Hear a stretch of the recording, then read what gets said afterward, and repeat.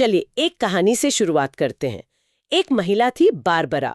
Spinal cord में इतनी गंभीर चोट लगी कि डॉक्टरों ने भी हाथ खड़े कर दिए थे। हाँ, मतलब चलना फिरना तो बहुत दूर की बात थी, उनके हाथ तक नहीं हिलते थे। बिल्कुल, उन्हें साफ साफ बता दिया गया कि बाकी की जिंदगी ऐसे ही गुजरेगी। लेकिन कुछ ही महीनों बाद उसी बारबरा को समुद्र तट पर दौड़ते हुए देखा गया। और यहीं पर दिमाग चकरा जाता है कि ये हुआ कैसे? कोई चमत्कारी दवा या नहीं। कोई नई मशीन? नहीं, कुछ भी नहीं।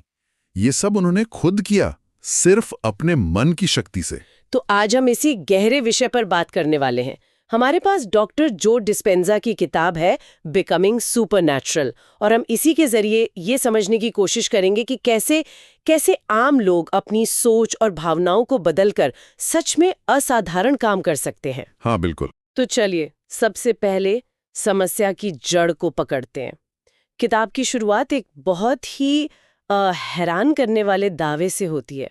ये कहती है कि हम में से ज्यादातर लोग हर दिन लगभग 95% वही विचार सोचते हैं, वही भावनाएं महसूस करते हैं और वही काम करते हैं जो हमने कल किए थे। मतलब हमारी जिंदगी एक तरह से ऑटो पायलट पर चल रही है। हाँ, और ये बात उससे भी कहीं ज्यादा गहरी है जितना हम सोचते हैं। ये जो 95% का लूप है ना, यही हमें एक अदृश्य पिंजरे में कैद रखता है। अच्छा, हम हर सुबह उठते हैं, वही सोचते हैं, वही तनाव महसूस करते हैं, और फिर दिन के आखिर में सोचते हैं कि जिंदगी बदल क्यों ही रही। सही बात है। किताब के अनुसार व्यक्ति या तो अतीत की यादों में जीता है या भविष्य की चिंता में, और जब मन इन दो जगहों पर अटका हो तो वर्तमान, जो कि बदलाव की एकमात्र जगह है, वो हमारे हाथ से निकल जाता है। हम असल में अपने ही अतीत को बार बार जी रहे होते हैं। और इस लूप को तोड़ने की प्रेरणा लेखक को खुद एक बहुत बड़े हादसे से मिली। हाँ, उनकी अपनी कहानी ही इस किताब की नींव है। हाँ, बिल्कुल। 1986 में डॉक्टर जो डिस्पेंजा एक ट्रायथलॉन में हिस्सा ले रहे थे जब एक गाड़ी ने उनकी बाइक को टक्कर मार दी। और इस हादसे में उनकी रीढ़ की हड्डी के 6 वर्टिब्रा, मतलब 6 मनके टूट गए, डॉक्टरों का तो साफ कहना था स्पाइनल सर्जरी करवानी पड़ेगी, जिसमें पीठ में स्टील की रॉड डाली जाएगी। और ये भी कहा कि इसके बिना आप शायद कभी चल नहीं पाएंगे। ये एक ऐसी सलाह थी जिसे कोई भी मान लेता। कोई भी। लेकिन डॉक्टर डिस्पेंजा ने सर्जरी से इनकार कर दिया। और ये एक बहुत बड़ा फैसला था, क्योंकि उन्होंने अपनी जिंदगी एक ऐसे सिद्धांत पर दांव पर लगा दी जिसे उस वक्त कोई नहीं मानता था। बिल्कुल, लेकिन यहीं पर मेरा सवाल है, उन्होंने सर्जरी तो नहीं कराई, पर किया क्या? सिर्फ अपने मन में रीढ़ की हड्डी को जुड़ते हुए देखने से असल में हड्डियां कैसे जुड़ सकती हैं, ये सुनने में तो नामुमकिन लगता है। यही इस किताब का सबसे दिलचस्प हिस्सा है। डॉक्टर डिस्पेंजा हर दिन 6 से 7 घंटे लेटकर सिर्फ एक काम करते थे। क्या? अपने मन में अपनी रीढ़ की हड्डी को फिर से बनते हुए देखते थे। लेकिन ये सिर्फ देखना नहीं था। अच्छा। वो एक एक कोशिका को, एक एक नस को अपने दिमाग में दोबारा जुड़ते हुए महसूस करते थे। वो अपने दिमाग में एक हीलिंग मूवी चला रहे थे। Healing movie?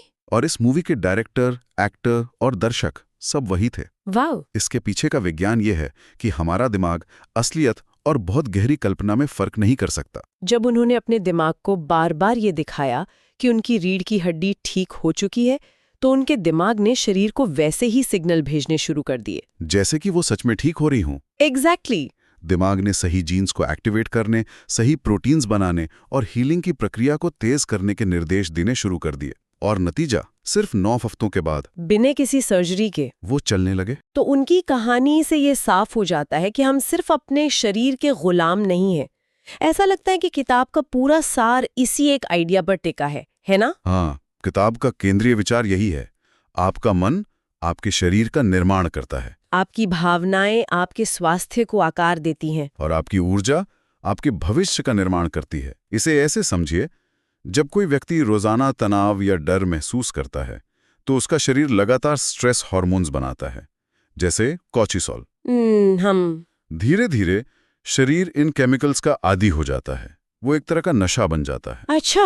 फिर शरीर खुद ही ऐसी परिस्थितियां ढूंढने लगता है जिससे उसे तनाव महसूस हो, ताकि उसे अपनी केमिकल की डोज मिल सके। और इसी से पुरानी बीमारियां, दर्द, ये सब पैदा होते हैं। और इसके विपरीत अगर कोई अपनी भावनात्मक स्थिति को बदलने का फैसला कर ले, तनाव की जगह कृतज्ञता या शांति को चुने, तो शरीर की केमिस्ट्री भी बदलने लगती है और हीलिंग शुरू हो जाती है, जिससे स्टेज 4 कैंसर था। हाँ, डॉक्टरों ने उम्मीद छोड़ दी थी, परिवार को बुलाने के लिए कह दिया था। लेकिन कैरन ने हार नहीं मानी। बिल्कुल नहीं।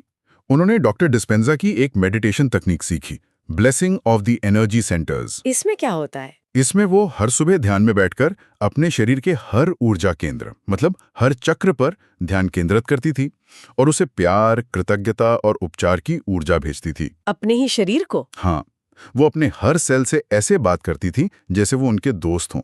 वो अपने शरीर को एक दुश्मन की तरह नहीं, बल्कि एक सहयोगी की तरह देख रही थी। ये सुनने में ही रोंगटे खड़े कर देता है। मतलब एक इंसान अपने विश्वास और अपनी ऊर्जा से शरीर के अंदर चल रही जंग का रुख पलट सकता है। तो कैरन का क्या हुआ? जो नतीजे आए वो मेडिकल साइंस के लिए एक पहेली थे। सिर्फ 3 महीने बाद जब उनका सीटी स्कैन हुआ तो डॉक्टर हैरान रह गए। क्यों?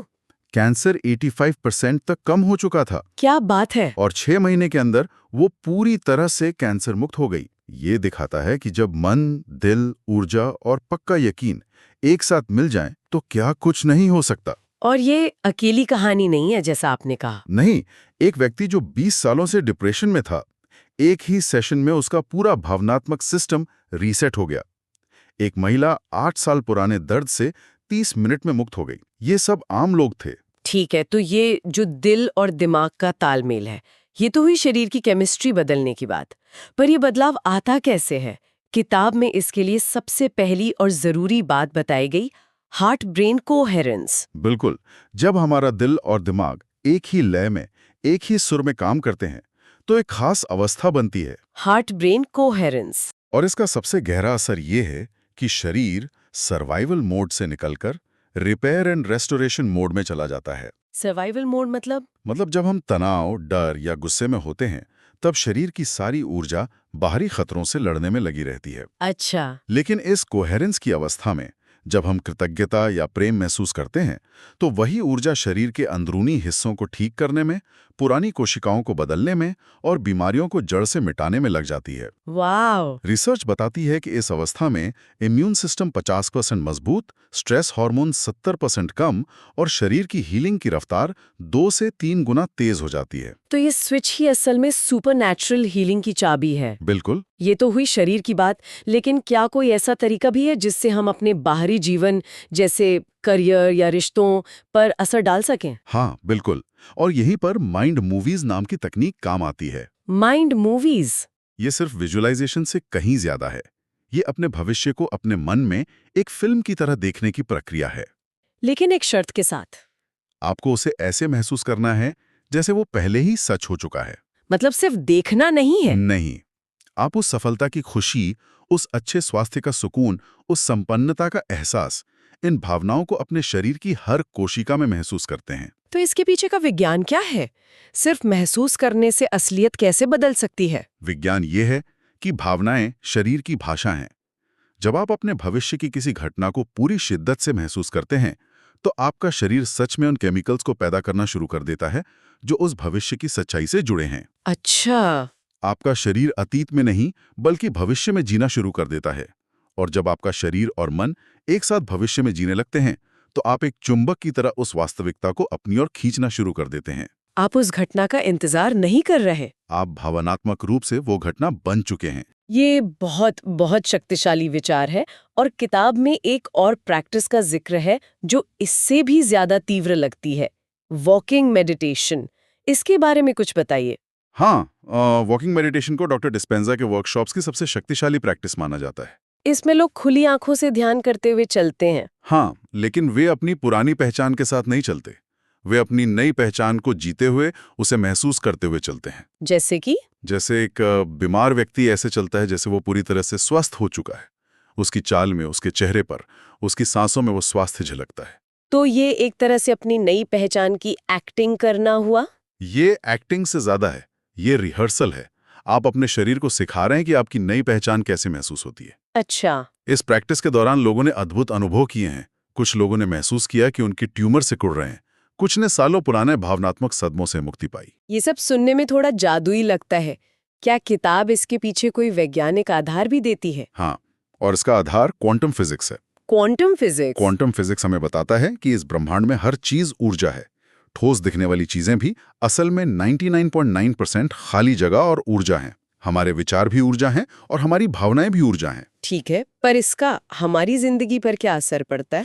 इसे ऐसे समझ सकते हैं जैसे हमारा दिल और दिमाग मिलकर एक बहुत शक्तिशाली वाईफाई राउटर की तरह काम करते हैं। जब हम कृतज्ञता, प्रेम या आनंद जैसी ऊंची भावनाएं महसूस करते हैं तो हम एक बहुत ही साफ और मजबूत सिग्नल ब्रह्मांड में भेजते हैं। और क्वांटम फील्ड? मतलब ये ब्रह्मांड एक तरह का यूनिवर्सल इंटरनेट है। ये उसी सिग्नल को पकड़ता है और उससे मेल खाने वाले अनुभव, मौके और लोग हमारी जिंदगी में डाउनलोड कर देता है। तो जिसे लोग लॉ ऑफ अट्रैक्शन कहते हैं? डॉक्टर डिस्पेंजा उसे वैज्ञानिक ऊर्जा संरेखण कहते हैं। ये कोई जादू नहीं, ये ऊर्जा की फ्रीक्वेंसी का खेल है। जब आपकी ऊर्जा बदलती है तो आपकी दुनिया बदल जाती है। तो इस पूरी चर्चा का सार ये है कि सुपरनैचुरल होने का मतलब उड़ना या किसी का दिमाग पढ़ना नहीं है। नहीं, इसका असली मतलब है अपने मन को इतना साध लेना कि आप उसे नियंत्रित कर सके, अपनी ऊर्जा की फ्रीक्वेंसी को बदलना, और सबसे जरूरी, अपनी पुरानी पहचान को छोड़कर एक नई पहचान को अपनाना। हम अक्सर सोचते हैं कि हम बस ऐसे ही हैं, हम बदल नहीं सकते। हाँ, लेकिन ये किताब हमें सिखाती है कि हम टूटे हुए नहीं हैं और हम कहीं अटके हुए भी नहीं हैं। बिल्कुल सही। और यहीं पर किताब का सबसे शक्तिशाली संदेश छिपा है। अगर एक लाइन में कहना हो तो वो ये है, आपकी जैसी शख्सियत होगी, आपकी दुनिया भी वैसी ही बनेगी। मतलब अगर कोई अपनी जिंदगी बदलना चाहता है तो उसे सबसे पहले खुद को बदलना होगा। बिल्कुल। कोई एक ही इंसान रहकर एक नई जिंदगी की उम्मीद नहीं कर सकता। आम लोग तभी असाधारण बनते हैं जब वे अपने अंदर की इस शक्ति को पहचान लेते हैं और उसे रोजाना इस्तेमाल करना सीख जाते हैं। तो आज की चर्चा खत्म करने से पहले एक विचार सोचने के लिए छोड़ जाते हैं। आज अपने बारे में ऐसा कौन सा एक विश्वास है, ऐसी कौन सी एक पुरानी पहचान है जिसे कोई बदलना चाहेगा ताकि वो अपनी व्यक्तिगत वास्तविकता को फिर से लिखना शुरू कर सके?